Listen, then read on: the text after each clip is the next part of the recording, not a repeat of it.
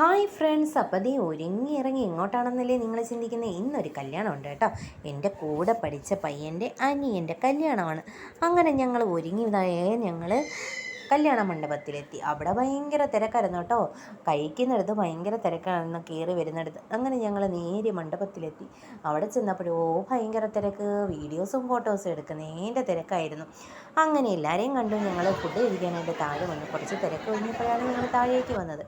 അങ്ങനെ ഞങ്ങൾക്ക് സീറ്റ് കിട്ടി, ഞങ്ങൾ ഇരുന്നു, ഇലയിട്ടു, വിഭവങ്ങൾ ഓരോന്നായിട്ട് വിളമ്പി. അങ്ങനെ മോള് ഗ്ലാസ് എടുത്തിട്ട് പറയുകയാണ്, എനിക്ക് ഐസ്ക്രീമിൻ്റെ ഗ്ലാസ് ആണ് വെച്ചാൽ എന്നൊക്കെ പറഞ്ഞു. അങ്ങനെ തിരക്കിയിരുന്ന കാര്യം വന്ന് ചോറും പരിപ്പ് കറിയും നെയ്യും. ഈ ചൂട് ചോറും പരിപ്പ് കറിയും നെയ്യും പപ്പടവും കൂട്ടി കഴിക്കാൻ നല്ല ടേസ്റ്റാണൊക്കെ.